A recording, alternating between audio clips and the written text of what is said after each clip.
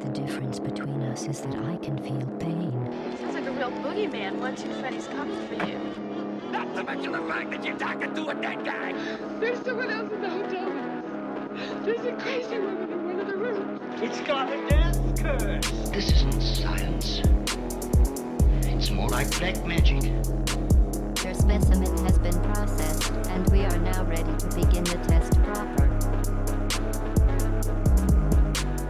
Hello, my not old friends, and welcome to a very special episode of Pumpkinhillradio. I am your host, Travis Wormwood, and this is your host, Dawson Trailer. Hello. Right next to me here. I'm wearing sunglasses today. Future's too bright over here. It's and too the bright. ring light's starting to blind us. But Yeah. check us out on video. You can see it in my eyes. It makes my eyes look nuts. Every week on Pumpkinhill Radio, we dig into esoteric topics, paranormal mysteries, high strangeness of the highest order. Today will be no different. We have an insane episode, long awaited. Now we got a lot of stuff up top to get through, just some nice upkeep and just a little chat with the listeners. But just to tease you, it's Chaos Magick time, and we've probably mentioned Chaos Magick in every single episode of the podcast without necessarily explaining what it is. So I figured it's time to break down our specific practices. I went fully nuts for this one and made an entirely new divination system just for the world to use. That is like more news on that later, because I'm probably going to start shouting about that about 45 minutes in here. But again, welcome listeners, welcome viewers. Check out the YouTube videos. Check out our socials from pumpkinhillradio.com to see. We post videos almost every day, just little clips from the show. So just get on top of that. You can share that with your friends. Tell your friends about us. And tell your friends to rate us 5 stars. And also, after you rate them, rate us 5 stars. Yeah, rate your friends 5 stars. Too. Yeah. Tell your 5-star friends to rate us 5 stars. And check out our Patreon, patreon.com/pumpkinhillradio.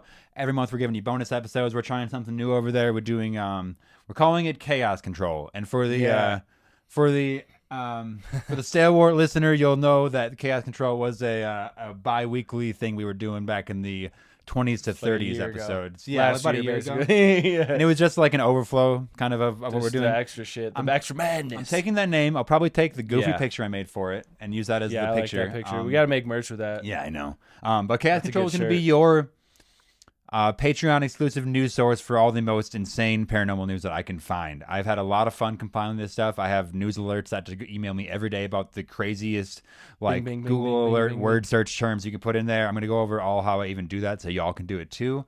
But just big things happening all over the place. We're going to give you a little sample of the Chaos Control news of at the top of the episode. And then there's already one episode of this on the Patreon. It's just me. Because sometimes it's going to be just me, but Dawson's going to jump on it for some of them. I'll probably have my wife for some of them. Just random guests. It's just it's not going to affect anything else. We're still going to get all your usual shows. Just something else. We're just doing more. I just wanted to do even more.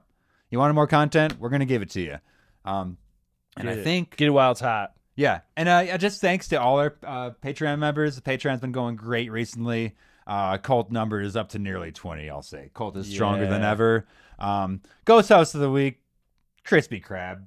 We may know this person. We really appreciate you. I mean, we know a lot of people that are in the Patreon right now. That's how it grows. We, with the help of Crispy Crab and others like them, we are now running 100% carbon neutral. Or at least neutral. I don't know. Self-sustaining. The hosting fee for this monthly podcast, or for like the monthly hosting fee for the podcast, is now about the same price that we get from the Patreon. So we're not making any money, but we are neutral. So I do want to just say a huge thank you to everybody throwing a dollar in that jar. Huge. Anybody else that wants to join, patreon.com/pumpkinhillradio. A lot of cool stuff that's going on over there. But high five on that, right? Yeah. That's wonderful. That's wonderful. We love it. And just a note to myself, later when I'm editing, that high five is not the start of the episode. No, we usually that's high five. The second high five. That's the second high five. Let's get into horror this week, Dawson. Yeah. What do you got? Well, I went to Casa Bonita last night. Whoa. For a birthday. First time I've ever really been. Yeah. I went in once 3 years ago during the pandemic with my wife. I think we were probably the only people in the entire restaurant. We walked in through the gates. This time when we walked in, there was like a line, which made sense because it's like this like attraction, right? There was nobody in there. There wasn't really any music playing when we walked in like the 3 years ago. Yeah. It was just me and her. It was pretty dim. I think it was before they like renovated it. Yeah. But I clearly recall like a claw machine in there, like without any toys in it. Like it was just the most liminal possible thing. Probably not supposed to be there. So we just walked out. So this was my first time actually getting in there. We saw cliff divers. It was a lot of fun. Nothing really horror, just like, I think we've all seen that South Park episode. We actually came back and like watched the documentary about the Casa Bonita Oh, nice. like thing because Matt Stone, Trey Parker like bought it and like renovated it for like 40. It ended up being like $40 million. Yeah. They thought it was gonna be like Crazy. $6 million. Insane stuff. Really cool to go see. I guess if you're a Denver local or from around the states, just you maybe make that a destination Straight sometime. It's really goofy. I've never been. We'll go sometime. Maybe I will. I want to go again. Yeah, you gotta like get reservations like months in advance. You or do, something. yeah. I crazy. just had to show up because it was somebody's birthday. nice. That had reservations, so I just went Hell there. yeah, But dude. also, okay, this was funny. I was like, this is kind of weird, but like in the car leaving there, I just been feeling like really like maybe nostalgic isn't the right word. Really like mushy lately. Yeah, yeah. I've like I literally like I was like I think I've cried every day this month, like Yeah, just yeah, a little yeah. bit, just like a tear, not like even sad, yeah. just like I tear. I'm like I'm like 30 now. The I don't know. energy's- I'm like the starting energy's to. high. I can have rose tinted glasses about things at this point in my life. Yeah. And literally, like as I was about to Good. about to get into this with my wife, like somebody calls her and like it wouldn't really matter, and it was just funny, but like just getting cut off like that was the funniest possible thing. Oh my god, never mind. It's not that serious. Never mind. It's actually it's I'll like, just keep that to myself.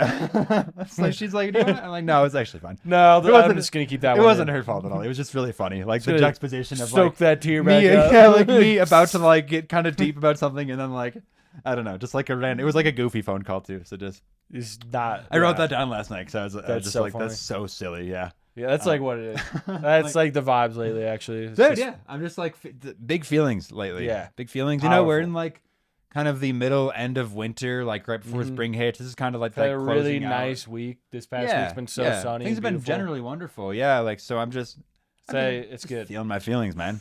Power, yeah. Any strong. dude, also I noticed.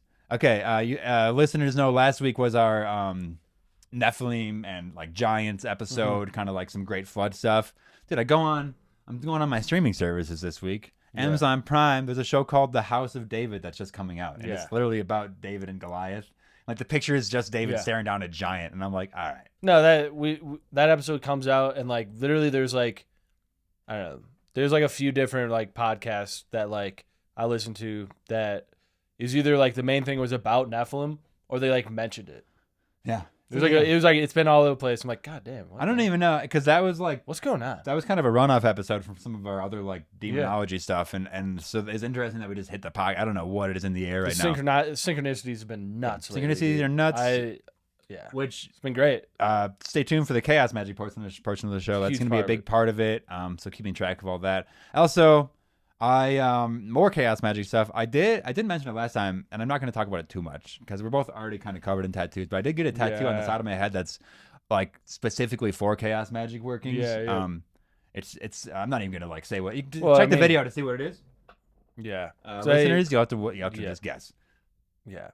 I think, I don't know about you, but like most tattoos, there's some sort of like magic element to it. Even if you like don't think it's much in the moment, Oh, so true. eventually you realize like there's like a symbolism to it. Yeah, we'll But, learn like about, using like the wand to Yeah. like mark your Mhm. skin with those things and like Dude, we'll talk about sigils that are like bound and things later, Oh, and they yeah. basically become sigils on your body, marking points in Yeah. time. They're and like, just hey, we talk about psychic tattoos. How about real tattoos? real tattoos. They Well, also dude, I are mean, marking points. I remember I got like a bunch of like my tattoos and it's all very like earthly Mm-hmm. things. It's like flowers and bugs and like Yeah, that right sleeve is just plants and wilderness. stuff. animals, and then it's like, I'm a Taurus, that's an earth sign. Mhm. So it's like it literally like was it I don't know, man. It's been grounding. Yeah. I feel like after every time I get a tattoo, I feel a little different. And I've kind of been. Like my back's been every time I go. It's That's it's a new that's a process. super like spiritual It's- experience. it's Yeah, very That intense, one's- yeah. You and like the artist too. Even Oh, if like yeah. he's like one of our best friends. He's like our best friend. Yeah. But like He I did think all my even if we tattoos. didn't know this person, you'd end up being really good mates. No, with him you're by like- the end it's of it. like- You're like we are connected now, right? Yeah, you're like a bonded for life, basically. I'm just like people that know tight. me. I have kind of patchworky tattoos, and we don't talk about tattoos and shit. I don't know not often know. here, but Yeah. like just real quick on We got like, 'em. Yeah, we It's got cool. them. But like they're kind of patchworky, and you're right. They are like imbued with stuff. Especially my right sleeve is like all Yeah. magical workings. Basically, it has my Yeah. astrological. That's like my birth chart is Yeah, I mean- tattooed on me. Honestly, if we're talking I got like like the eye, I got Yeah. like this thing, getting some eyes on you it's is all always of it, solid. yeah. But this one on my head has been in my brain for at least 10 years now. Yeah. And I'm like, the patchwork side of things is that I don't really plan them that much. I kind of let them Yeah. come to me. So this is one that I planned a lot. I ended up doing a ton of research on to get, because it's old Futhark. It's Norse runes, Yeah. specifically Elder Futhark. And like, it's you want to get those. You want to get them right. You want to get them right, at least like for the magical meaning. It's hard to like Yeah. the exact translations can be choppy, and like you want to translate. It's like translating English back into like this like Proto-Germanic like spoken language phonetically, so that you can then translate that into runes. Like it's a whole like system of like you can do it so many different ways, and it's all kind of correct now because that's just like whatever it really means to you. But the heathen community's trying to like capture some of the runes meanings again, so it's like staying in line with that, but also it's like when you get rune, it's like when somebody gets like honestly, it's all like, such a like it's like a foggy like history with it all that it's like we're kind of just guessing on what they mean anyway. Like it's not like as like set in stone and like written down and like studied. Specifically, like, it was languages. not. It was not set in stone. It's set in stone about one time. We have that one. One rune tablet from 200 BC. Yeah, BC. That's about it. All the other ones are set in bark and melted and burnt to gone. pieces and just disintegrated now. Just gone. But I just wanted to mention just quickly the head tattoo because I mean Huge. we're talking about magic stuff today and like that was probably one of the most like insane things I've done like specifically for my magical practice, just like to like really lock some meanings in for me specifically. Oh yeah. Yeah. Anything else for horror this week, Doss? Just had like some zombie nightmares. It's crazy. Zombie nightmares. Getting locked in a room with a bunch of zombies, punching them as hard as I can. Oh hell yeah. Punching their heads Damn. off and shit. Okay, yeah. Punching a zombie is like nearly never the way to go. I Like, know, you're right? Getting, you're getting too close. I was thinking that when I was doing it, but I'm like, it's all I got. God. That's all I got is these two guns. fucking- these two weapons here. That's awesome. I've been having that's like, pretty much it. yeah, It was a familiar place. I mean, like I keep going back to the same place as my dreamlands. Yeah, Dreamland map. The map of the Dreamland stays Yeah. consistent. That's a part of the there's a lucid dreaming element and dream work in general. Yeah. With Chaos Magick, so that's also why we update you on this every week, just because it's like a personal log for us, basically. Got to get it out. I know yeah. sometimes hearing people's dreams can be like, I don't know, I like it. Some people get very like whatever, weird. but like that is also like a part of this whole magic working is like keeping track of that. It's the same reason And we just, talk like, about synchronicities and stuff. Yeah, like finding deeper meaning in just like mundane everyday things, you know? Mhm. Like dreams, like you can just brush it off like, oh, it's a dream. Or you can be like, well, there's like something to it. I gotta like record it, you know, like put that down and like remember like the details a little bit and like There could be a reason you're getting this transmission. there's like when you like keep repeating it, certain like patterns, you're like, okay, something's going on. Mm-hmm. Whatever that It's means. like, yeah, I'm seeing like this you get again more and again. lucid that way and like Mm-hmm. yeah. Or you just go fully insane, like the movie, like the number 23 is like a Yeah. goofy example, but it's where Jim Carrey sees the number everywhere because he's seeing the synchronicity of it every single Completely place. So, lose your fucking mind. you know, and we'll get into that. There's like some warnings here later in the episode. Let's talk about a little before we do any more Chaos Magick talk, though. Yeah. Let's talk a little bit behind the scenes stuff and a little bit of that Chaos Control teaser. I just wanted to say, like, I just wanted to chat. You know, sometimes we rush pretty close into the episode. We do.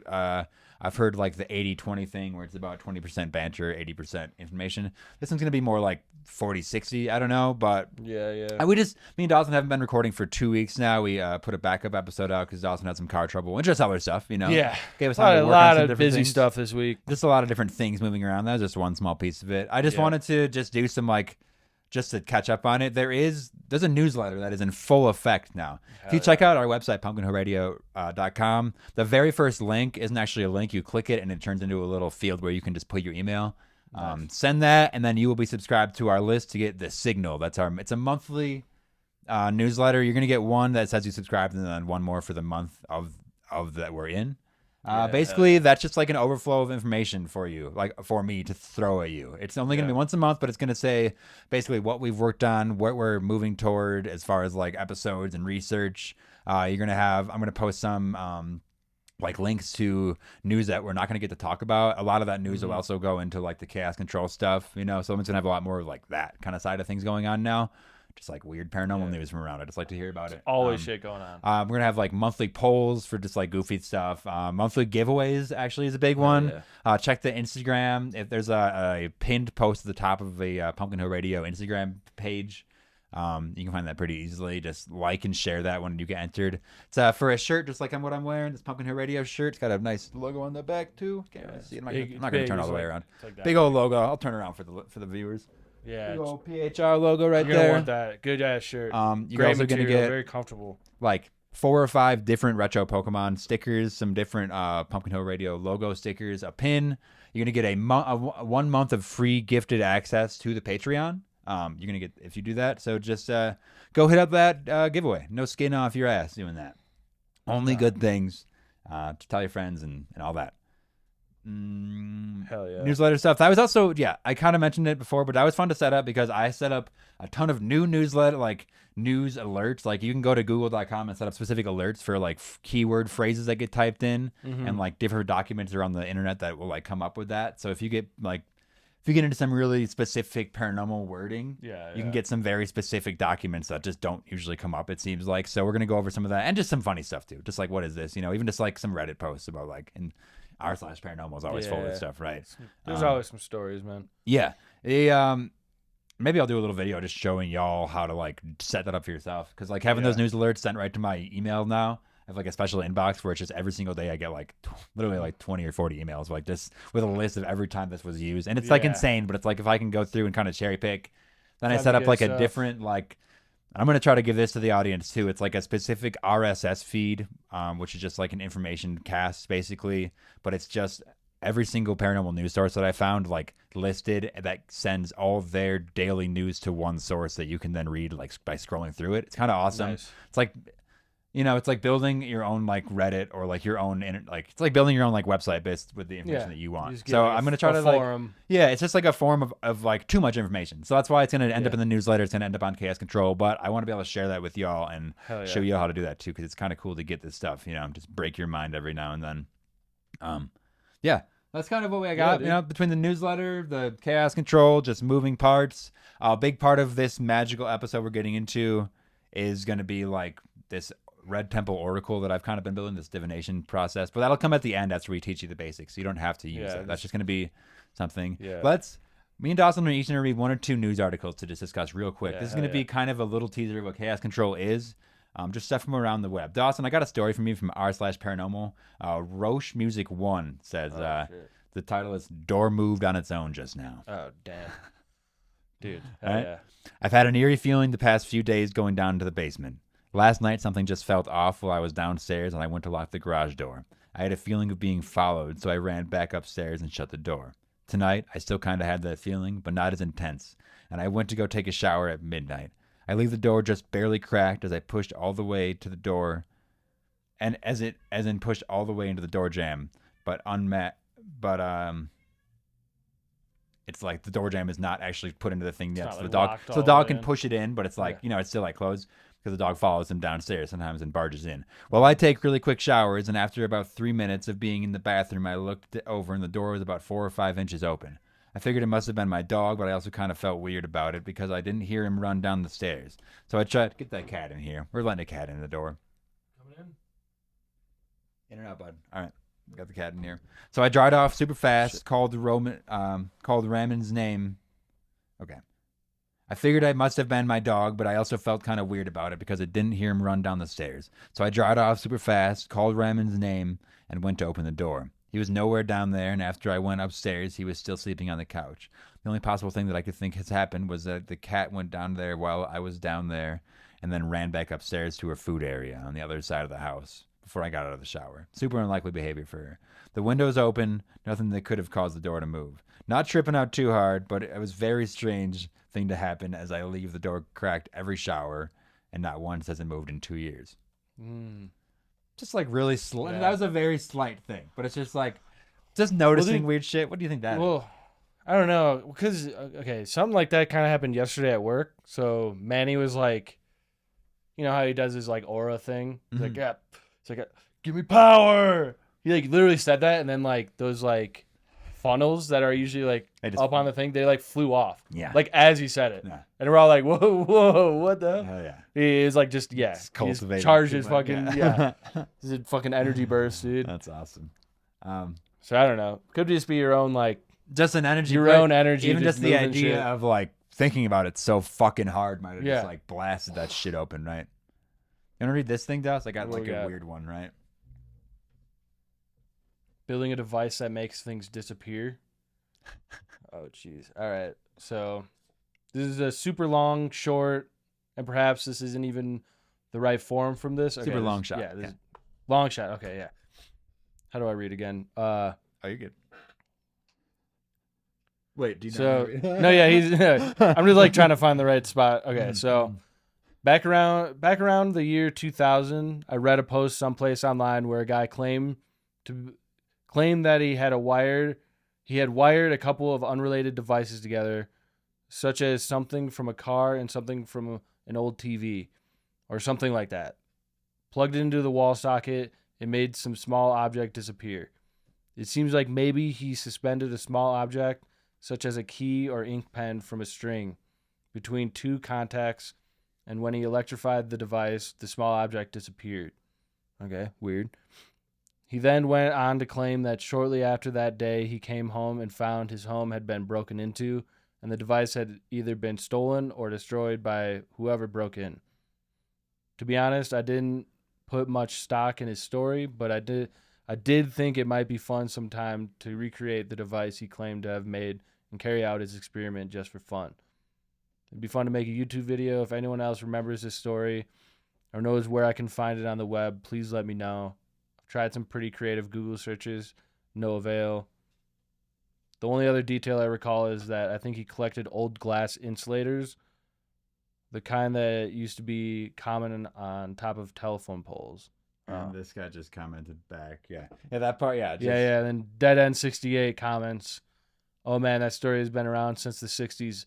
Always the same thing. Oh, I just made a device out of my toaster and TV. And look what it does, but you can't because I can't photograph it because it's invisible. Haha." Then later, oh no, my device is gone / broken. Must have been Men in Black or the government.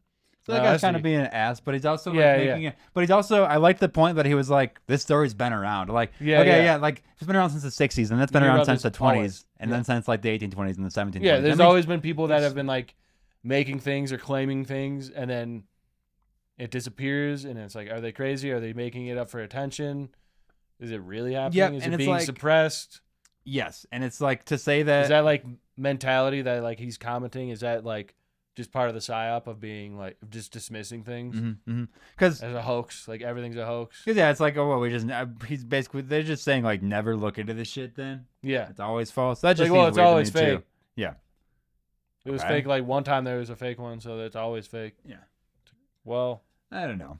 And that was obviously really like fringe, but there I are- did like then this there's like real callback. shit too, though. Like real inventions that people make and then they go missing, and their patents are like taken by the government. Mm-hmm. I mean, we Like talked the- about the. The car that runs on water. Yeah. That's That's like gone. a classic meme, dude. That's But that's gone. just what it is. I mean, all of like All of Nikola Tesla's yeah, shit. all of Tesla's stuff. I mean, Like, there's patents. There's like that are just like hidden that the government has that they just don't use. it's like or like free energy the things. person gets disappeared. Like Yeah. with like some of the CAT scanning technology, like some of those like original creators just got like disappeared because like They just are gone. they were talking about like higher level CAT scan that like does Yeah. like more than like biometrics, but like Yep. like metaphysical metrics as well. There's things like Just like, in, for like example. Vietnam too. They used to use like these like red night vision. It was red instead of green. Yeah, yeah. And they were dude. like all of a sudden. that's a full episode. we Yeah, gotta do, all of a sudden, like, the dudes like would start like shooting at things, like, oh, there's this like something's flying. It's like some demons flying Yeah. behind them, and then like they changed it to green, and they don't see it anymore. It's like that, and It's like what? Like What I is that? really think there's probably more than just changing it to like they're probably putting some Yeah. different tech in it, right? But it's like Yeah. that's literally a real story where it's like they just made goggles like- that saw demons and they Yeah, were like, there's oh, like we got to tons of people witnessing it. They were all witnessed the same thing at the same time, and it was like, okay, like okay, well, oh, they're just crazy. you just like Oh, they're just losing looked their mind into, and like more. the visual spectrum in such a different way that you just saw like a different plane of existence, and they're like, Yeah. well, we got to cut that out. Like, well, no, No way. we're not going back to that. We're not going back to that. Don't make those anymore. Mhm. Well, So if there's you that. want more stories like that, I'll say that also like I have one about a football-sized UFO underneath the nice. U.S. Air Force pilot that was right under the guy's wing. We have all this information here. I got another thing, and this will be its own episode too. Is the dolphins are gray aliens? Yeah, I like that. This is one of my first Red Temple, like from the original Red Temple TikTok, and I did like a on this day post about it with like no hashtags or anything, and it got tons of attention, like hundreds of comments. People are really into it, so I want to like break that down more. But there's this like on the heels of that, I post that. Then the same day, there's this new documentary about John C. Lilly, the scientist who used Yeah. LSD to communicate with dolphins and invented the sensory deprivation tank.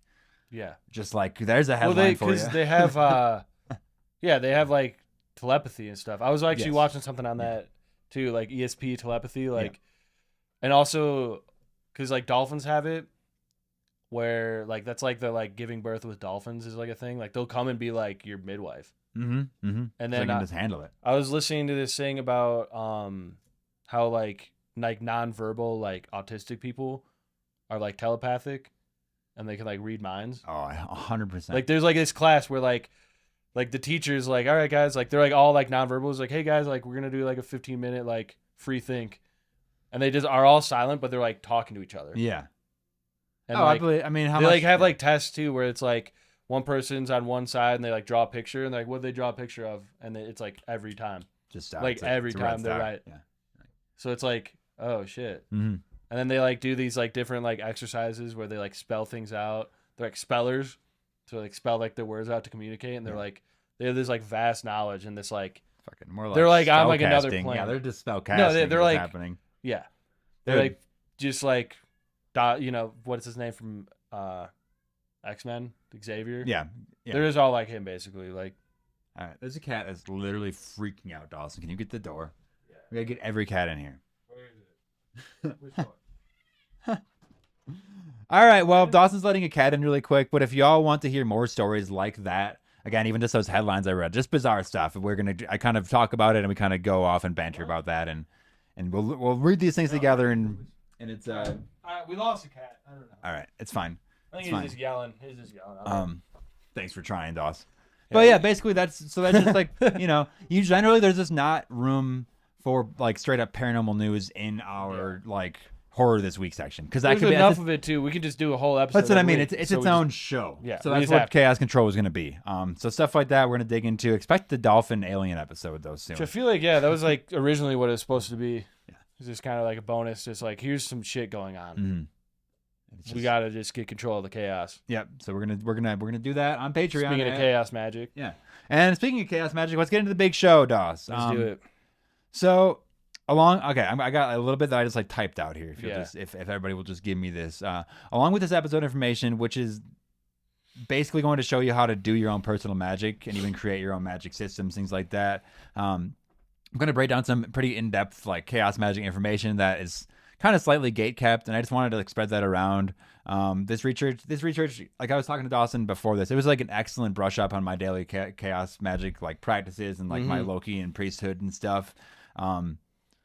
And it led me to take kind of go into this project, this Red Temple Oracle that I've had in my mind and have like disparate notes about for a while. So I like went into hiding mode, and pumped this out over the course of like a week, right? The Red Temple Oracle, which I'll get into later. So this was just really nice for me to like touch up on that, right? This was like quite an undertaking, and the research on this is insane. But the Red Temple Oracle specifically is kind of an expression, like my expression of Chaos Magic, and I'm excited for like the cult and the world to like be able to see it and use it. I'm gonna make an actual deck and a full grimoire for it. But so that's just to say that I've had these ideas for years and even decades. Also, I know we're gonna talk about like our like first some of our like rudimentary like magical experiences, right? Yeah.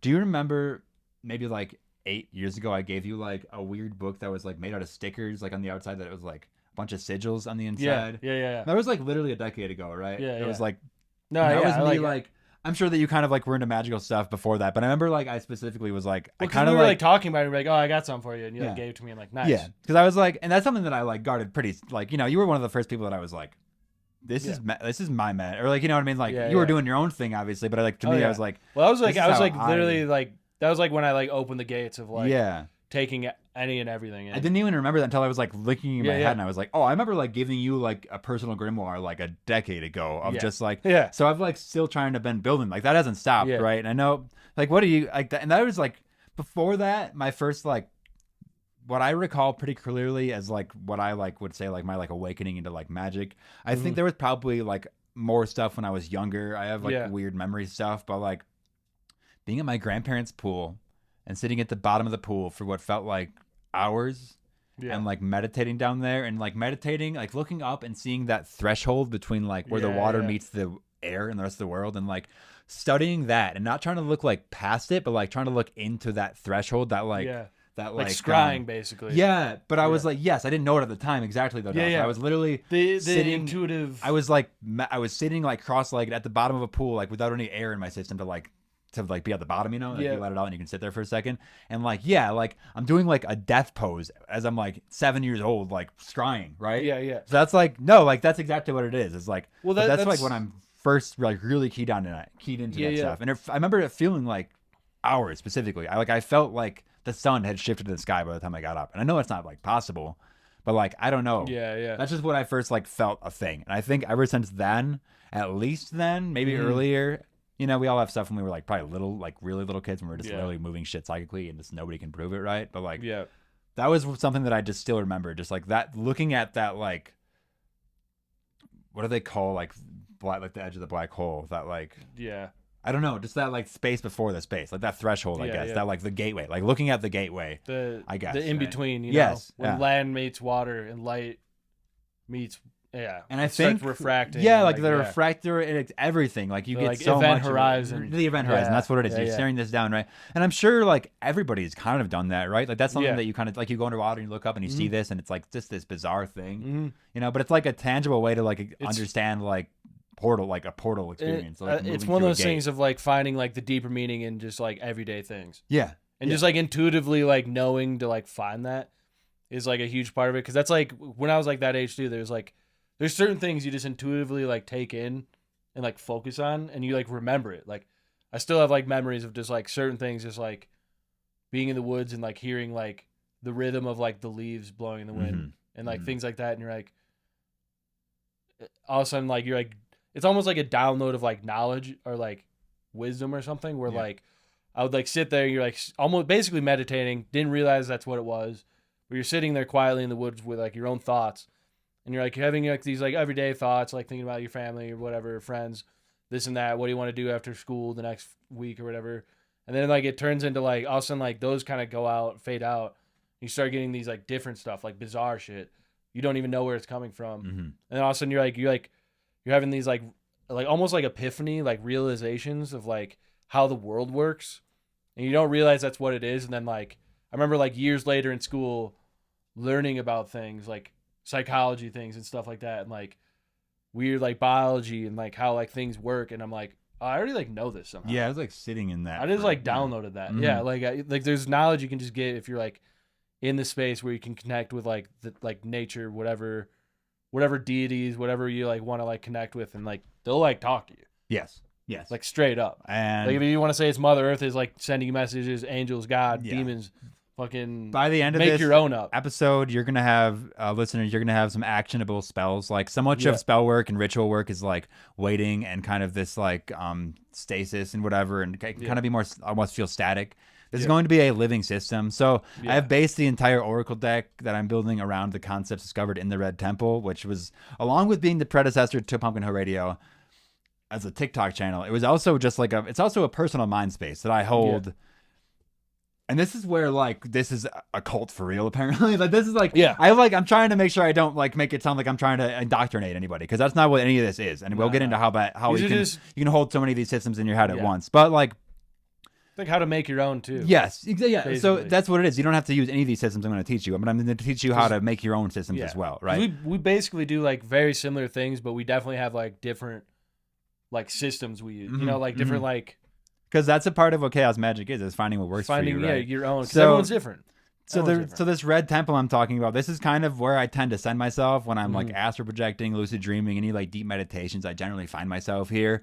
This is some of the words in the deck are going to sound familiar, like the Star Mother, like literally the cult of the Star Mother, which is something we kind of built here. Like my wife made that name up like a year and a half ago, but it fits so right with what I needed to use it for. So like the Star Mother becomes one of the 5 thrones. Okay, this is getting pretty deep already, but that's basically like I'm gonna teach you the layout of that and how you can build your own systems, right? Just know that there are some big things in the works and here, and like in addition to being an Oracle deck, it's also going to be a way that you can like access true magic. Like it's going to be a true magical item with meditative and like dream ritual works and all this other daily spells, rituals that will take like months and years just to like have a plan. Because like you hear about magic and it's like, where do I start? And literally after reading so many other books, I'm like, still like, where do I start? You know, it's literally that's like where the intuition. So much of it is conceptual, and so what I'm trying to create is like actionable works, right? To like see these results, right?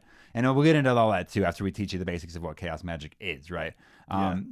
The Oracle cards are basically going to contain a map of sorts that will help lead you to the Red Temple, where then you'll be able to build your own room in it, and then you can really start having fun with like thought forms and things like that, and having a specific concrete space in a different like extraplanar reality is really excellent to work with. Then you can go to these places like meditation, you can lucid dream in them, you can like you can do really cool stuff once you have the Red Temple set up in your mind. You can call whatever you want, but this is how I'm gonna teach it basically. But okay, let's all keep in mind that this is all. We're going to get into some fucking magical shit here. So, like, I need y'all to, like, get in that headspace with me, okay? We're not talking about, like, I don't know. This isn't science-based. This isn't fucking... This is, like, purely, like, spiritual, mental, like... With creative, all of this... Like, manifestation. Yeah, with all of this, it's, like... What is the term? The map is not... What is it? I have it written out here. Just the map. Yeah, the map is not the territory. That's like one of the covenants of Chaos Magic. Is like just like when we were learning alchemy. Remember these stories of these ancient guys are like, you don't just read it. You need to feel it. You need to smell it. You need to like see it. Yeah, you have to like create the belief system, and like part of that is like visualizing, create a visualization of like you have to picture it in your mind. You have to picture it on like paper. You have to think about how it smells, how it feels, like what like the temperature is, like. All those details, like it's huge because then you can like transport, like actually transport yourself somewhere. Cause like I've had this where have I ever told you when I got hypnotized? I did like hypnotherapy. Let's do this. Let's talk about this. Cause I still use it. Like basically, I like this guy taught me how to like meditate myself into like this other like place. Perfect. Cause he like hypnotized me, and I like went to this other like realm, and like. I like drew it and stuff. I tried to draw it the best I could. I'm not good at drawing, but it was like this like almost like Renaissance era like port. And I was on these docks, and there's like these like clock towers and like these different like old like Renaissance style like buildings. Yeah. And I was like on this boat, and I can still like go to this town. Like I like go through this place all the time. And it's like. Is that more of an extraplanar thing, or is that like a temporal magic, like you're going back in time? I don't think it's going back in time. I think it's just like an extra. It's just a different place. Yeah, it's like a place I like created to like walk on this beach and like control. It's like how I do like my like mental and like spiritual like alchemy, emotional alchemy, where like if I'm like really like buzzing hard, like having like a lot of anxiety or something, I literally go walk on this beach. There's like a dial I find, and I like wherever I'm at, like from like 0 to 10. I can just like literally like start like dialing it back. That down. Like, perfect. This is these like, knobs. Same with like depression. Be like, how depressed am I? And like perfect example of how. See, like and then it like calms down and like that whole thing. But like I literally physically like go into this like place where I like close my eyes, meditate, and all of a sudden I'm like start like swaying, and I'm like on this boat, and then I like get onto the dock and I like go from there. So like that whole realm could be like. A room in like the Red Temple. That's like basically that can be your room. Like that's you build out your room into a whole world, right? Yeah. So this is like, let's see. Maybe the easiest starting point is to at least like explain like some aspects of this thing that we call magic, right? To be clear, my side of things is going to be mostly Chaos Magic based. There are certainly right hand path, left hand path. There's a tons of different things, and I would love to do episodes on this. Magic, right? You know, right hand you're getting to more like rituals and initiatory paths, and like you have the hidden masters and things, and in the left hand path you kind of inverse that. You're looking at like what the Kabbalah looks like upside down and all this stuff. We will get into that, but I don't use that a lot, so I wanted to start here, and we can learn all that stuff. It's good. Well, I think it's good stuff to like look into when you're like just beginning. Yes. Find it just as like a base point, and then you can But what you realize the more you study it, you just realize like.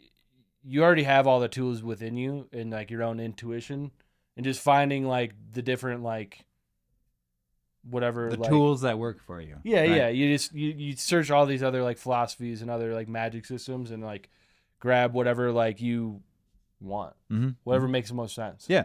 So we will be looking at the basics of occult thought and magic with an emphasis on practical application. I just really want that to be an emphasis on this. It's like the practical use, an actionable thing. It's not just reading a book and being like. It was a lot of good concepts. Like, I guess I can apply those to things, but it's like, so Yeah. First thing I want to do is go ahead and give a big old warning. Yeah. Okay. So one thing you'll hear again and again, is that the map is not the territory. This stuff that you can't just listen to this and be like, okay, I'm done. It's like you need to work in these concepts. You need to practice. Do some spell work. You need to do the rituals. You need to feel it. You need to smell it. You need to see it. The journey is the destination. A lot of this stuff also, it's a fucking monkey's paw genie situation. Like you need to be extremely precise as how you're working. Yeah. You need to know carry, who like, you're talking wisdom to. with it. You have to understand, like, you can't just like make wishes. You can't be like, oh, I'm gonna manifest $1 million by the end of the year. It's like, well, okay, maybe you can, but like you have to like how are you gonna do that? Yeah, there might be things that are gonna like come into your life that are gonna challenge you, and there might be like the hardest challenges. Yes, and you might fail them, and like then you're not gonna get that $1 million. So then you're like, oh, it didn't work. Could get it. But you're gonna get like hit by a car and paralyzed from the neck down, and then like you get $1 million. Yeah, then you're compensating this to pay the bills. You know, like that's what you're working with if you don't. Exactly, you have to like. You don't, like, there's like a wisdom. That's why even when we did the demonology, it's like you ask for like qualities in yourself to do these things that you want. Like you ask for like you do things to like get like inspiration. You know, you get things to get like energy to like work harder, do things. You know what I mean? Like. Yeah. So there's a wisdom you need. It all folds into this, right? So these are all what we're saying. These are like this is to understand like that these are merely tools to use, and that you need to touch the tools and work with them yourself. You are not going to fully grasp this and feel the chaos magic otherwise. Just like with the alchemy episode a few weeks ago, the alchemist from eons past, right? He's saying you need to be there to smell it, right? This is that monkey paw thing. You need to. That's the serious like. Don't go fucking around because like that's how you fuck shit up. Like I've definitely it's been a test. So like like I feel like I'm in a really good place right now where I can actually like sort of teach it. I would not ever feel comfortable like this. Otherwise, I wouldn't even feel comfortable talking about it if I don't think I could fully basically teach it at this point. So with all that in mind, let's fucking get into it. I also do want to point out to listeners that if you listen to, I believe, episode 40 or 41, we talk about Austin Osman Spare, one of the Chaos Magic founders, and we dig into his sort of ideas on Chaos Magic back then. We talked about some specific spell workings that he did, and even up to like when he summoned an elemental and the people around him were driven fucking mad. Like, so we have almost I wouldn't even call it like a part one to this. I'd call it like a prequel to this. Definitely go check out the Austin Spare. Dawson, I remember you brought up a different character during that episode. So just so here, I guess we did slightly talk about Chaos Magic for a second, but I'm gonna start kind of there again, and then we'll walk it out. Origins of Chaos Magic. All right, the foundation of Chaos Magic can be tracked back to Austin Osman Spare. He's an English artist and occultist who rejected the complex rituals and rigid structures of traditional magic systems like right hand magic, and instead he promoted like sigil magic and individual willpower. And anti-dogmaticism, basically like not getting stuck in one rut. He maybe I'm thinking of someone else, but he was also one that he like didn't consider himself. That's what anything. So like other people like put that on him. If you were to go back and talk to him about it, I don't think he would call himself a chaos magician, but he just set in stone most of the workings that we have. From there, in the late 1970s, Peter Carroll and Ray Sherwin basically systemized chaos magic, founding the Illuminates of Thanateros, the IoT, and published foundational texts. This is the Liber Null from 1978. This is like an extremely dense foundational work. Very difficult to read. A lot of this stuff is. You're going to have to read it like 7 times. And then something a little easier to parse would be Condensed Chaos by Phil Hine. This is slightly more accessible and kind of a modern intro to it. These emphasize the pragmatic and flexible natures of chaos magic, and this is where they start advocating for this result-based approach rather than this like strict adherence to traditional things where it's like, is it working? I don't know. If you're only going to read one book on this stuff, I do recommend Condensed Chaos. It is definitely the most like easy to understand. From there, you can read Liber Null and you can read the Pocket Osman Spare, which is like his whole workings and stuff. You can read. There's a lot of books on like hyper-sigils. We'll get into later. A lot of like further reading once you get there. But you can also just kind of take it with a grain of salt and like work with what you want, as long as you understand the concepts well enough to not fuck yourself over. So the key principles of chaos magic, let's get into them. The fluidity of belief. We already mentioned it a bunch here, but this is like a fundamental tenet, right? This is the ability to adopt and discard beliefs at will. You do not get stuck in that. But before we get there, this is basically a means of hacking reality, right? This like deciding what is true or not, allowing the practitioner to use belief as a tool rather than being controlled by it. The concept is summarized by the phrase, nothing is true, everything is permitted. Badass phrase, you've heard it before in like Assassin's Creed, I'm pretty sure. I don't know, you know. So for example, like a practitioner might embody the mindset of Thor for a week and to enhance like resilience and strength, right? And the next week they might shift into embodying Loki, which is something I do a little more of the time. This is going to focus more on like silver-tongued aspects of life, right? That kind of more trickery stuff. Subtle, like, you know, mask work and stuff.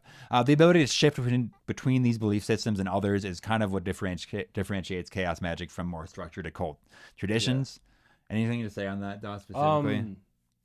Yeah, I mean, I feel like it's just basically like having control of your own belief systems, but like having like full belief in it. Like if you're choosing to believe in something, you're fully like visualizing it, seeing it, feeling it. Like you like have an image of it in your mind, and that's like the belief. Then you like go into it. Yes. So then you can also let go of it whenever you need to. Like, and that's where you can get caught in a trap there, because you Yeah, have to it's very actually easy. do this. Like you can't, because when you fully believe something, it's hard to like kind of get out of it. Yeah, so That's like the hardest part. And if you fully believe in nothing, then you're just a nihilist. Like you can't. You might accidentally trick yourself into being fully like nihilist piece of shit, or fully like religious, disillusioned into every possible religion. Yeah, you need to like set some boundaries, but also no, yeah, like you said, like you need to. Everything's valid. You know need what I mean? to Like actually believe this stuff. You can't just like. But yeah, then you'll be able to discard it too. That fluidity is very important. And I think it's probably easier for people in our generation than people before us, because we were kind of raised in this more like ways to like reach for different knowledge and stuff. There's so much more information at like our fingertips too. Also, so just you can like, literally like study any religion, any like deities, and like it's just easier to like get a like a lexicon in your mind of these things and like have visualizations of it and like see them clear. You know what I mean? And then also like, also let go of them. Let go in them, right? So that's a big part of it, is just letting go of all your belief systems. Sometimes like I need that too. Like it's like something I practice of just like sitting, letting like whatever my belief systems currently are that I'm like stuck in, letting it all go and kind of like cleaning the slate, just doing like a cleanse, and then like kind of opening up to like whatever I need to like serve the purpose of like what I'm trying to obtain or do, you know, or create. And for the listeners, I have some tools to help you with all that a little later. Just again, like I don't want to just be saying these concepts. I'm going to have actual tools for you to use, which I think is really important. And that's kind of the gatekept part of all this that I found is like, again, you'll read 7 books and it's like, what do I do now? Yeah. And it's like, because I think a lot of it is because like it's like an intuitive thing. So you like, you don't really know what it is, but you just like start doing something in that direction, and things like tools will present themselves. It's like in like video games, we were like, oh, like this is where the mission's taking me, this like quest, and all of a sudden you get to like a door and it's locked, and you're like, oh, well, there's like a chest back there. I got to go back there and grab the key out of that chest, and now I can get to this next door. Yeah, and you can get past this, or whatever. You know, have to like, it's things you have to like. That's where the synchronicities I feel like come in, because the synchronicities kind of like, it's like tell you you're on it's the that right like path, it's that like alert of like when they're like very frequent and high, you're like so close. It's like hot and cold. So like, Chaos Magic is often compared to like hacking reality in that sense, basically, changing one's perception and mental framework to achieve desired outcomes. This flexibility makes it particularly attractive to modern practitioners, basically people that are kind of stuck between esotericism and like practical results. It's really aligned with like the Matrix too.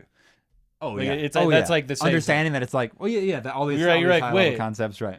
I figured it out, and you just become Neo, and got to go full Neo. Excellent I'm just trying to make everybody a full Neo. This is also where I want to say that like observing and reporting on these results is like of the utmost importance. Yeah, this is that's where how we build journals, all of us up together too. You talk about, share the ideas, because like when we started talking about it, like I didn't even realize there was like Chaos Magic, and then you like brought the term up. I'm like, oh yeah, that's like what we're doing. What I do. Yeah.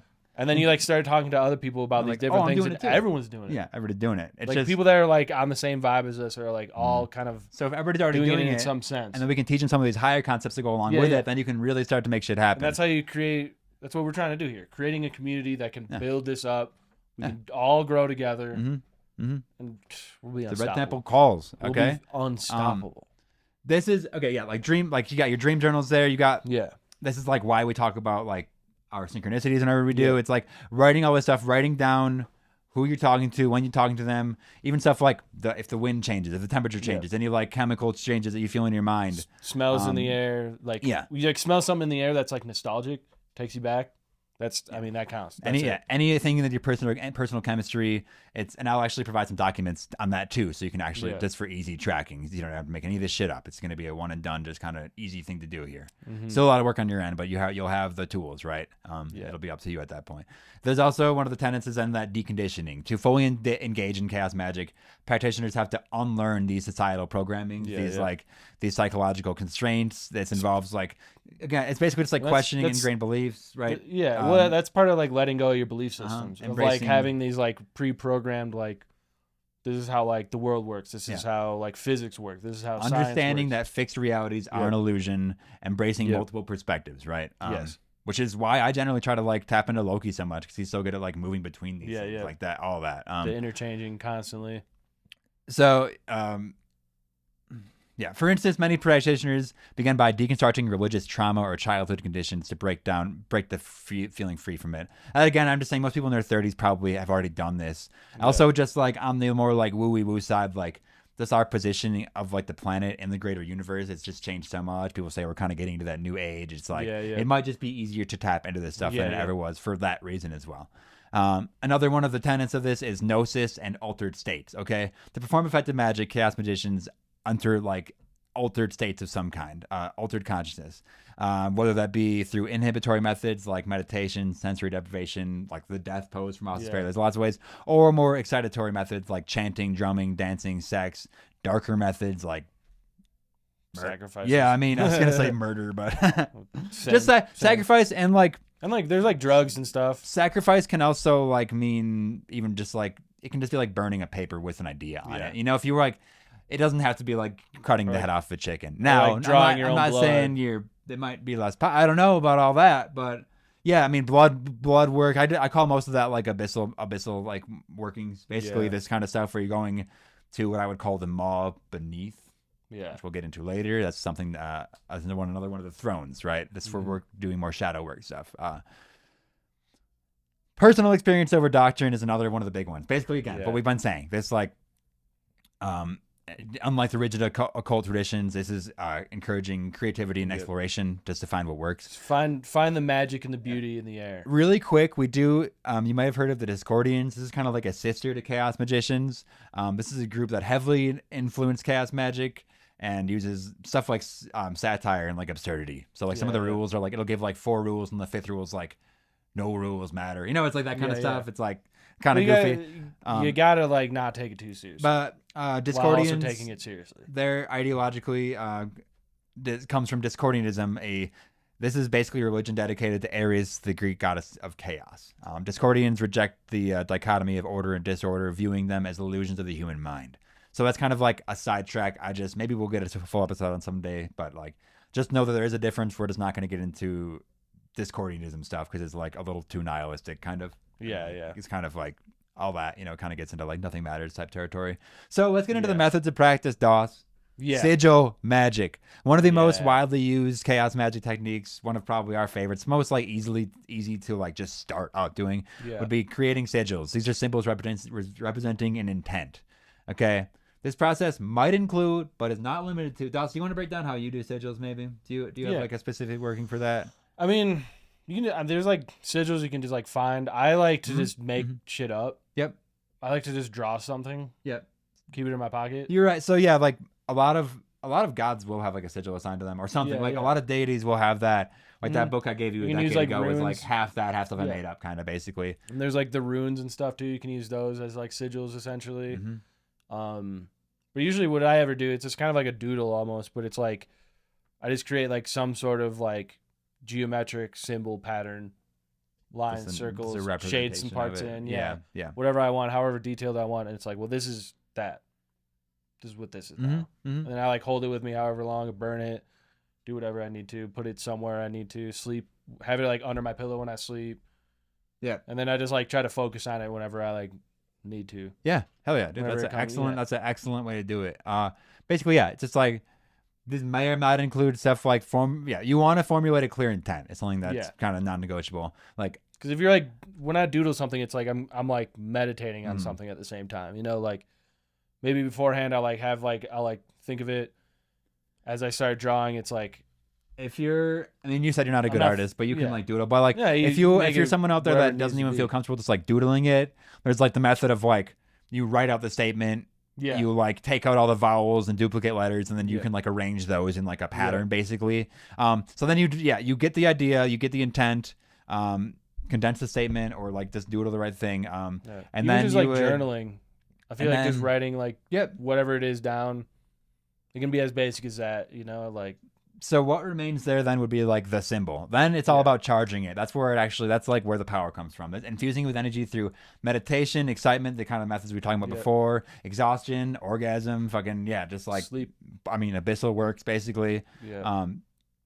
You'll charge it, and then honestly, what you want to do, at least for some of these things, is try to forget about it and allow your subconscious to process it without this like conscious huge part interface. is like, yeah. And just letting go and like and having like trust and like faith that it's out there and it's going to be taken care of. If you have charged it, it will be working on its like a little bit of its own autonomy at that point. This technique bypasses like that's basically how you can get that's a pretty easy way to do this stuff. A practitioner that's the money. I had a lot. It's like that's part of like the manifestation thing too, like creative visualizing. Like you charge it and then you kind of just imagine it going out into space and disappearing, and then you're like, well, it's good. It'll be taken care of. Yeah, it's gonna be taken care of. But yeah, that's not to say like you shouldn't take action on it as well. No, well, you still have, there's like work you have to do, but it's like you put that out there and then you start working. Sigil Magick probably will have its own episode or like something. You know, it's good to like break it down here, but it's all about like you can infuse these things with energy in so many ways, like elemental infusion, any kind of like earth, wind, fire, air. Abyssal magic, even like bury. You don't have to like kill something. You can like bury it in like grave dirt and like something. You know, you can do like other ways. Blood magic, sex magic, altered states. Yeah, like I mean, some drug stuff you can take. I mean, you know, it's like ayahuasca trips and stuff. I think that's all pretty valid. Mushrooms, like DMT. Some of that stuff's gonna definitely take you down to like lower planes. But there's things and they'll take it. Some of the like you take enough mushrooms, they'll take you wherever the mushrooms want to take you. Wherever the hell you want. Wherever it's going to take you and just drag you there. So now that we kind of have this like basis of like what Chaos Magic is and the workings of it, this is like, let's get more into it, right? So fractals are a big part of this as well. It's kind of a foundational concept where the fractal nature of the universe. Again, that as above, so below. We've talked about it before, but it's like how like neurons and like the map of the greater universe look the exact same. It's this fractal version of stuff. So fractals are self-replicating patterns that repeat at different scales, appearing in natural phenomena like tree branches, lightning bolts, even blood vessels. Basically, it's how the universe looks at the same on the micro and macro scales. Yeah, it's as above, so below. Chaos magicians use fractals as metaphors to understand how macro and micro realities are interconnected. So basically, if you are creating this thought form in your mind in that fractal, it's also going out to the greater universe in that fractal. Like all it's in your mind is out of your mind as well. That's like by changing one's internal programming, you can then manipulate the external world through that. Nothing is true, everything is permitted. That's the famous phrase. It's apparently Hassan-i Sabah was the one who said that. Nice. But that's just like the relativity of belief in Chaos Magic is that principle, right? Because dogma restricts adaptability, Chaos Magic practitioners actively deconstruct their belief systems. We kind of covered that already, but it's important to like, you need to fully understand the belief system that you're working in there to like then take it back to how you want to use it, basically. Because else you're not, it's the same thing, else you're making deals with the wrong things. You're not using the right information. Do not drive yourself mad when entering this kind of awareness, though. Like this. It's entering these realms, it's like nihilism. Baby steps too, you know. Sometimes you got to step in and be like, whoa. So I've had that where I'm like, I feel like I'm going insane for like a week, and then I just like fully let it go, come back to reality. You got to be able to like ground yourself. Is like a huge part of it, like grounding. Like you need because you're gonna get way the fuck out there, and you like need to. If you can't ground yourself, you will get like fucking lost. It's like the letting go of an anchor and you're fucking in some rough waters. The rituals and spell work that I created for the Red Temple Oracle do have like specific grounding things because you do need that on both ends, like before and after, right? Because else it's gonna be wild. So I've been getting into Hape. Yes, it's very grounding. It like opens you up, but it grounds you and like beautiful for meditation. I gotta get me some. Been of that. getting really into that. Yeah, we'll get you one, but.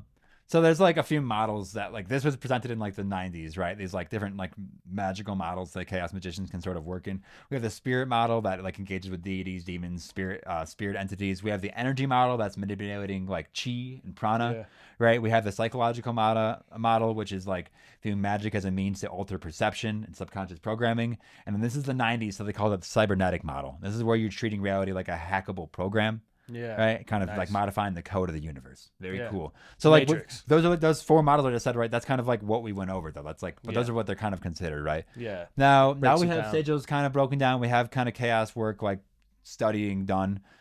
I want to talk about hyper-sigils now. Okay. This is kind of what you would, do you know much about this stuff? This is kind of, so this is like more higher level stuff. Yeah. This is an extended sigil that manifests as an ongoing story, artwork, or project infused with magical intent. Okay. So like a good example of this, Grant Morrison, who wrote The Invisibles, which is a comic book, he claimed that writing like about the events in the comic book caused them to manifest in real life. Yeah. That's also a great comic book series. So like possibilities of creating these are pretty much endless, right? To create a hyper sigil, you could develop a story where the protagonist achieves goals you desire. You could make a piece of art. You can make a song. It can carry, basically a piece of art, a journey you go on, a mental state that you lock into. Then you infuse that same way you would with a sigil, with energy and visualization, right? Engage with it consistently to allowing it to evolve. It's not so stagnant anymore. Hyper sigils are more powerful because they can integrate intent in like long-term narrative frameworks. So like if evolution of a spell can be had here, right? Keeping the magician mentally aligned with their desired outcome as that changes, right?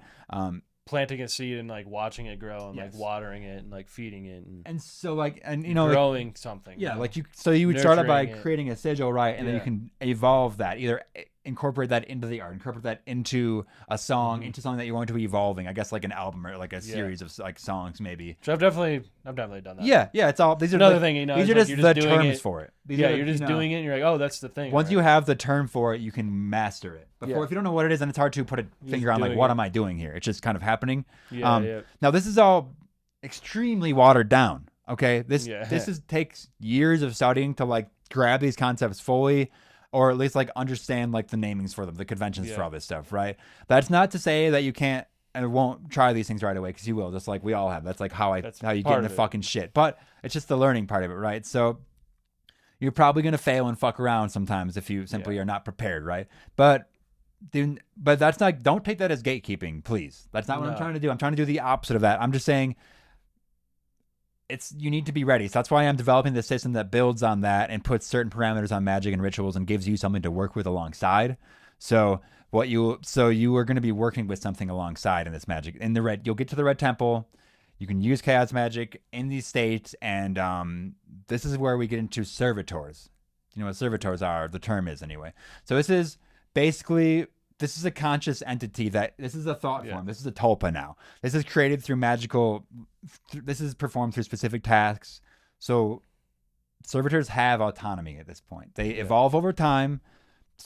Sounds almost like a hyper sigil, right? This is because sigils basically can become hyper sigils and then become servitors, which is what I like have done for this kind of stuff, right? You define its purpose.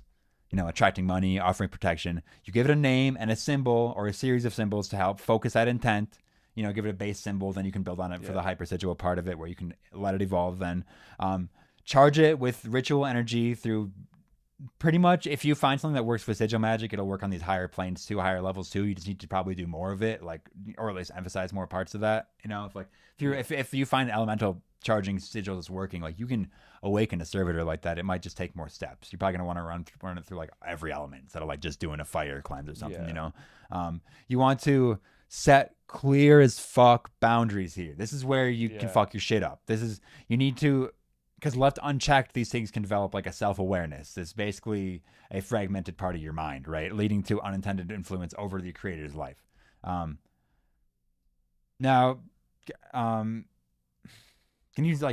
see this? The sigil becomes a hyper sigil. Hyper sigil can become and shaped into a servitor. So that's what this system that I'm developing of specific servitors is, for specific tasks to work in, because developing these things takes a long time and you don't want to just let them out too early. That's why it's like been like, I guess like a decade now of like kind of building these things up, right?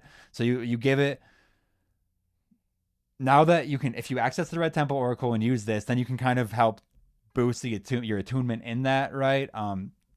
We can break down more of my system soon, but let's talk about servitors a little more before that. I'm sorry if some of these words sound like gobbledygook. Yeah. It's like it's a mix of like of real and imaginary, which is like what Chaos Magick kind of is, right? So what exactly is a servitor? It's a magical thought form. Yeah. We've talked about these things before.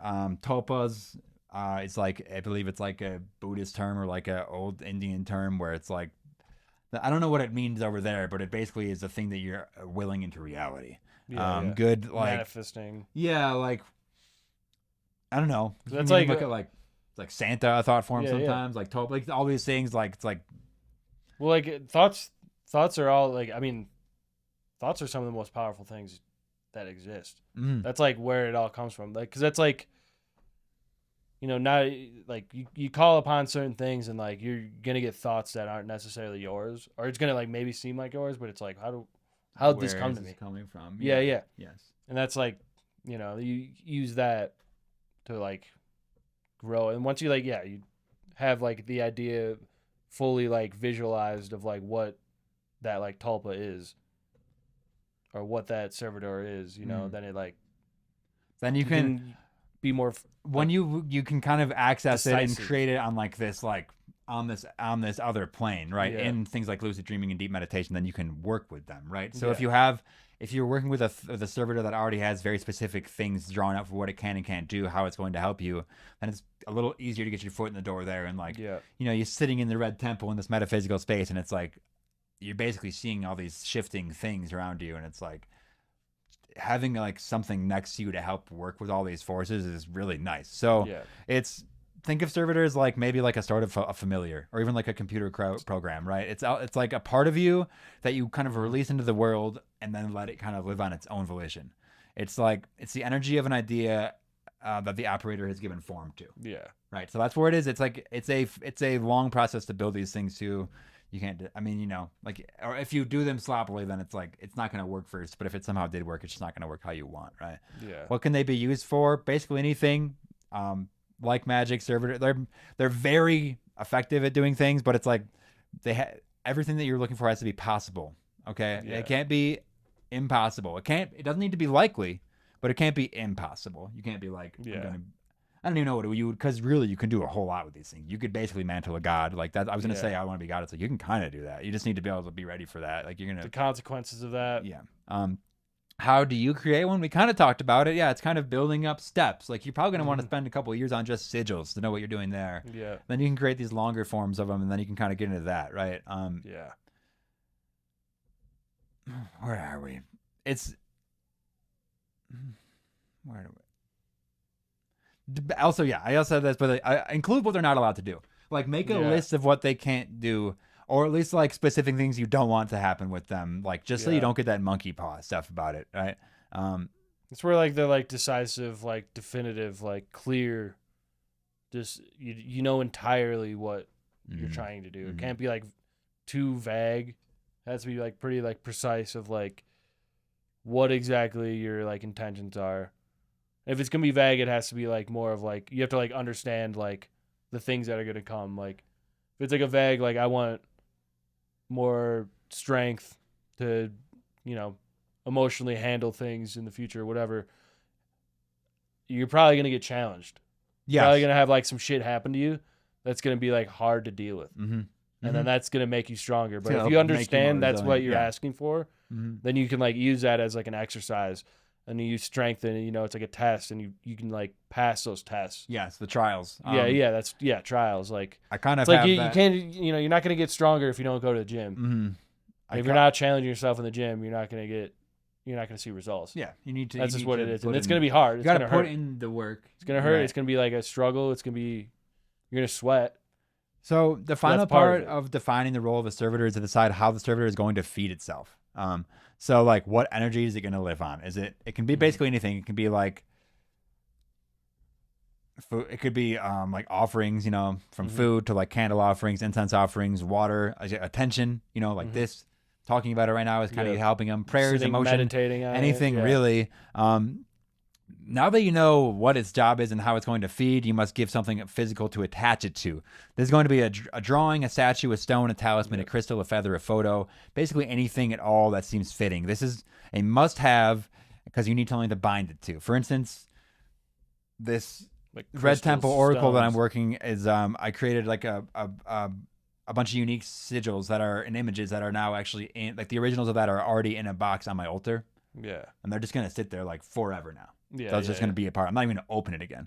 Then the next part is to put some energy into the servitor to give it life. The best method is to it's the same same thing as how you charge a sigil, right? Whatever works best for you for the sigil work is probably gonna work best for this. You might want to, if you're working with something more powerful, you might want a more complicated ritual. If you think that's gonna help, I'll provide some of those too. But and make sure to just test different methods and processes, all this stuff. Yeah. If you think something works with sigil magic, don't just stop there though. Like something else might work better if for you you're, like- then. If you're already that attuned to it, And if you're like doing something and like, you know, you're trying to do the things like we've already mentioned, but like something else comes to your mind and you're like, this seems like it might work. It's totally different, totally new thing. Just like do that. Mhm. Like whatever like feels right. yes, You have to really just like be present in your own feelings and like your own intuition and like follow that. Like that gut feeling of like, this seems right. You for know, me. you said something before we recorded that really was like nice to hear. Like, I know it's something that we both do, but it's like you just said like after you got out of the shower, you just like kind of instinctively like just like started meditating and like eventually grabbed like your sound bowl and stuff. Yeah. Like the singing bowl, the brass singing bowl. And that's like, not to say like having that scheduled into your stuff isn't a good idea, but if you can It is like good. just instinctually like if do it just starts happening and like letting yourself do it. and that kind of, you can kind of transfer that idea to this. Then it's like if it feels like it's going to like, Because work sometimes or- like these higher powers are gonna like call you when you don't really realize it. You don't plan for it. Mhm. Like I was like sitting there, like had my TV on. I was like, you know, fucking sit on my phone. And all of a sudden I was like, I like put my shit down, turn the TV off, and I'm like, just started doing it. I'm like, oh, I'm just like, it's like hitting that like flow state of like I'm just moving with this now. Like I didn't even have coffee or anything yet in the morning. Yeah. Like I was just drinking like some hot water. And you'll find like working with Like- specific servitors and stuff, or like just opening up to this chaos magic stuff, you will just start doing that like autonomously because because at that point a servitor will be working through. You like you. get home from work and you like put your stuff down, take a shower maybe not, and you'll just like sit there and like, you know, we all have these like habits. You know, you get home, turn the TV on or like pop some music on, do something like start playing a game or something. But if you like, all of a sudden you like find yourself, you just like be doing this thing, building a few magical this habits ritual, sounds- you know, it's like a really healthy idea. it's a practice, you know, and then like you start, and if you don't already have the habit or like the instinct to do it, you know, like setting aside 10 minutes, 15 minutes a day, just put your phone, like your timer on and just like sit there. Yes, that's in what I'm the saying, like, space. and it's give not a bad yourself- thing if you need to set that up. It's just like, if you can build towards just naturally doing it, it'll help your practice And a lot. well, once you do set, you give yourself the set time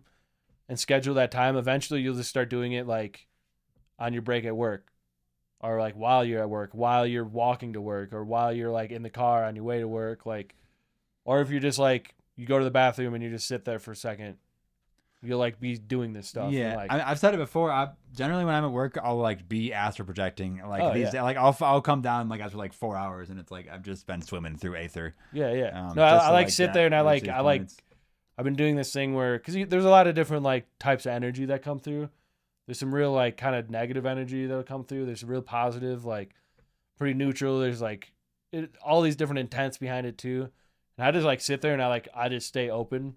I gather it all and then I transmute it. Like someone will come and like start complaining about something, being real negative. I'm like, I'll just sit there and like take it in, and it like charges me. Yeah, It's almost vampiric, but it's like, oh no, it's fine, man. That's it. I'm That's not fine. taking away from them though. It's like literally I'm taking the energy that they're already giving out, and then I just Well, you're like a plant. You're taking in the CO2. and You're I putting just out like oxygen. transmute it into like Taking my in own poison, energy and strength, spitting out clean energy. and like recharge. Yeah, and then I like spread it back out and like make people feel better. Yeah, more on that on the try to, like- Philosopher's Stone episode. It's of that full transmutation. like Also, healing. listening. Yeah, that like It's an excellent point, Dawson. it's I really appreciate that. nice. Like this words of wisdom there. 'Cause Yeah. you're right. That's like that's and like a lot of this stuff is just gathering the wisdom. Because like when I first was starting to get into this and like understood that like that's like the thing I've been doing my whole life basically is like this magic work. I like it.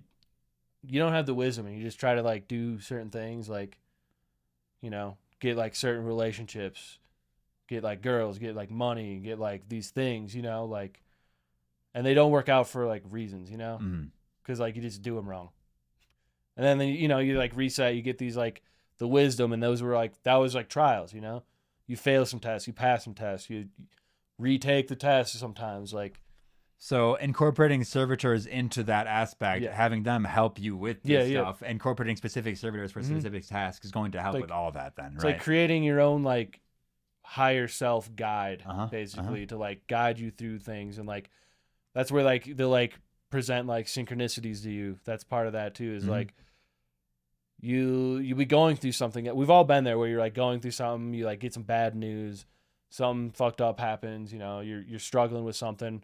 And then all of a sudden, like, you have this, like, synchronicities start happening. And it's like, oh, okay, I'm being tested right now. Yeah. Like, I have, like, you'll know. I'm going like, through, like, a trial right You'll, now. like, somehow, and then you'll realize you're being tested. It's and then you take it and you're like, okay, let's go. Like, let's go. With a challenge right now. I got this. So you have to, like, you know, it's like you get that mindset right. And then you just realize you can just change it immediately into, like, the last piece of the good. servitor is to like let it loose into the world. All you gotta really do is just to like tell it to go do its job. You might want to build in like a code word phrase or like small ritual to like shut the thing down.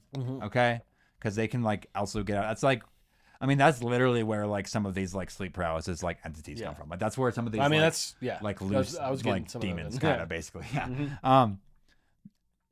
Excellent. I really like where we went with all this. I do want to say I have a few more things on like this my Red Temple Oracle practice. Yeah. I also want to say more about like when you get into the Red Temple, which is to say like your mind space. That's what I'm going to call it just for the purpose of this. And you build your own like spot there. You can then like this is like basically what happens when people like access the Akashic records. Because like there's a place in the Red Temple that I call the shifting library that you basically can get to have like a servitor basically walk you into it. And like through there you can access essentially like forbidden knowledge. Like that's where you will come out with like that's where some, you get the downloads. The downloads from what I call the Red Gate. Okay. Let me, if you all humor me for a second while I just talk about a few key concepts in the Red Temple Grimoire and the divination stuff, because it just builds off this so nicely that I just think new users of Chaos Magick might really benefit from it. So let me see if I can break this down pretty easily. We start out with the 5 thrones. The 5 thrones are the pillars of the Red Temple. They are great forces that shape reality, knowledge, and transformation. Each represents an overarching principle, a current of magic and power that governs the servitors beneath it, right? Unlike servitors, the thrones are ascended servitors that I've created. These are god forms. This is when I was making these specifically, people were telling me that I was like glowing. Like that's what I was saying. Like people were telling me I was like radiating. So I knew it was like in the right path, right? Those who work with the thrones do not merely invoke them. They must align with the core truth of that throne, adopting fitting into that very powerful current. Each throne has its own trinity beneath it and kind of a core truth about it, right? So we have the thrones really quick. We have the Star Mother. Welcome to the cult of the Star Mother. The Star Mother represents creation, cycles, and divine order. You're right. When I put this thing out into the world, you will see that each one of these has a specific frequency, a specific rune, a specific element, a zodiac, a chakra. It aligns to everything. I spent a lot of time in this thing. Sacred plants, metals, incense, ways to work with them. So we have the Star Mother. We have the Chaos Lantern. This is the guy that I hang out with a lot. This is transformation, upheaval, and revelations through madness. Okay? The Chaos Lantern is basically like a representation of Loki or this like trickster god throughout many different things. Again, under all these thrones, I have 3 servitors each that work in more specific ways to get stuff actually done. Because these are such broad terms, right? We also have the Maw Beneath. This is initiation, hidden knowledge, and the abyss. This is for shadow work. This is for deep, deep introspection. This is where you will find knowledge, but it'll be from within, right? Yeah. Next, we have the Pillar Eternal. It's 5 of these things. The Pillar Eternal is strength, stability, and mastery. So again, if you're looking for more protection spells, you'll go through a trinity within the Pillar Eternal. And lastly, kind of the most secluded one I don't have any even zodiac signs aligned to this. I have this is kind of more of a peculiar one. We have the Red Gate, which is transmission, revelation, and the unknown. This is the download. This is like when you're getting the touch. This isn't like an information from inside, like from the maw or like anything like that. This is being like thunder touch, right? This is like when you're accessing that. Again, each of those have specific servitors that I've created for specific things. Like, just for example, in the Chaos Lantern, we have the Smiling Fox, the Red Jester, and the Unraveled one. Each of those deal with specific parts of like chaos. Okay.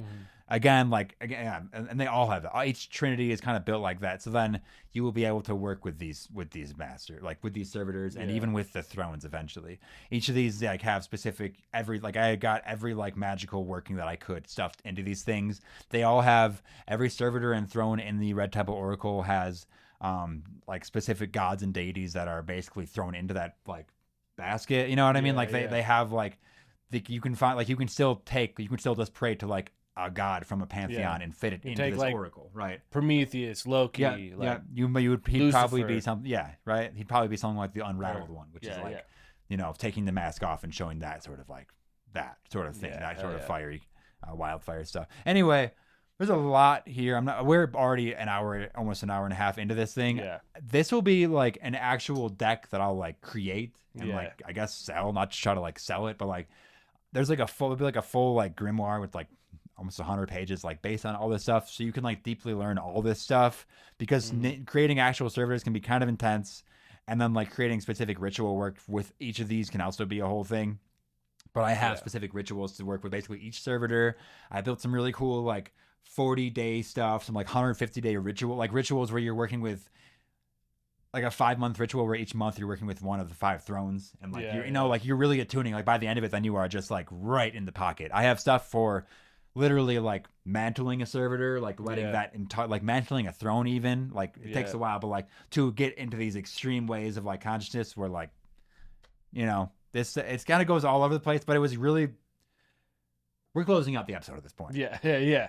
Chaos Magic is a lot. It takes years and years and decades to study. I was lucky enough to kind of fall into the terms for it early. Dawson was doing it. He just didn't know all the words for it. Like, you know what I mean? Like, So like, most people are. The other thing, like all this stuff, you I don't know, like contextualized it all, basically. You like writ it all down.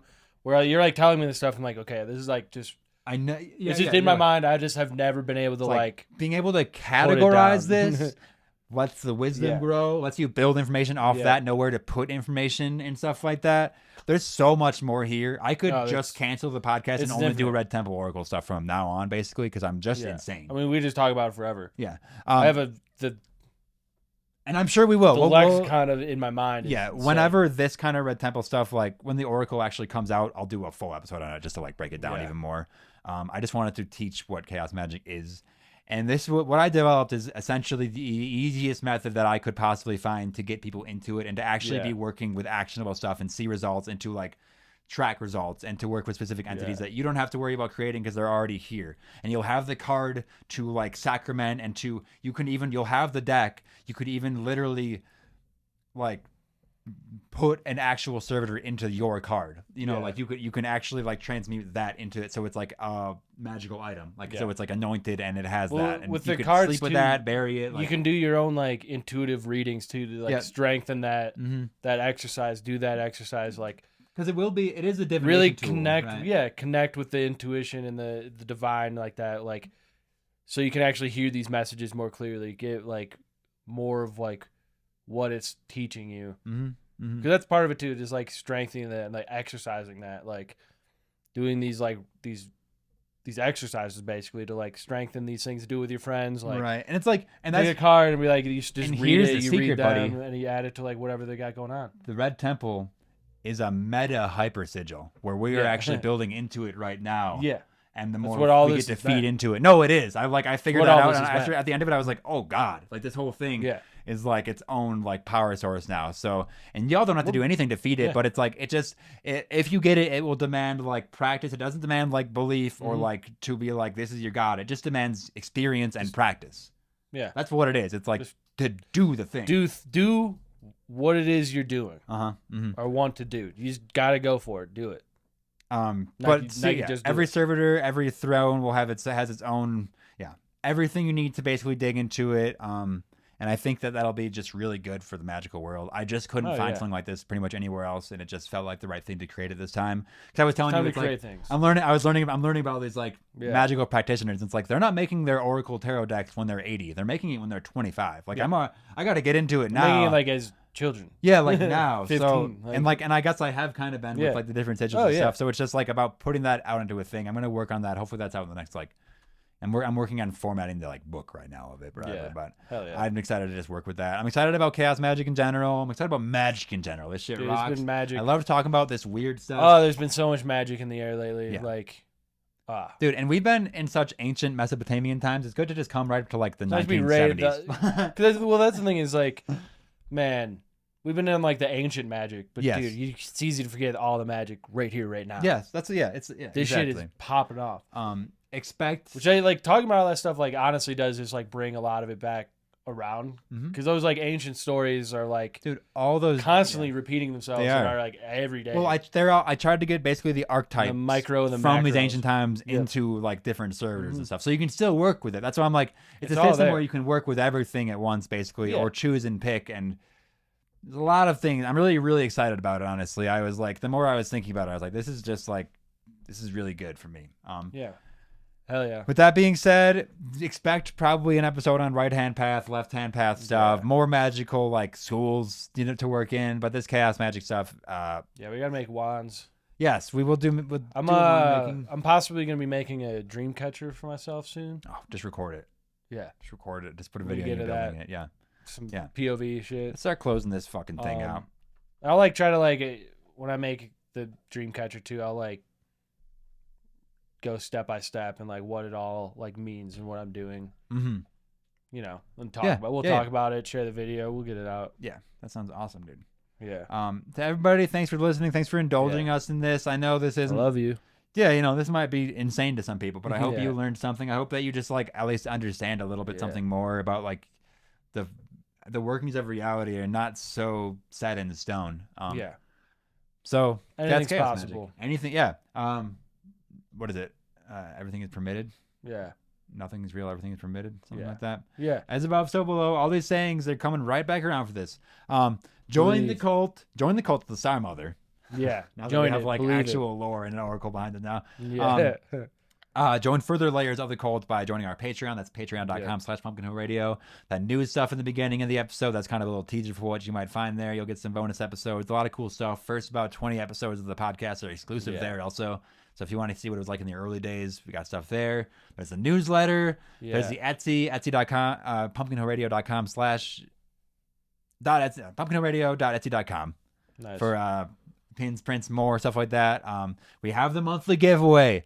Get in that giveaway You bucket. want it. There's already a lot of people that are just ready for it, so it'll be a drawing once Get a month. The drawing will happen at the end of March. I set it up a little early so we could get our foot in the door in February, yeah. and then end of March we'll be drawing the giveaway.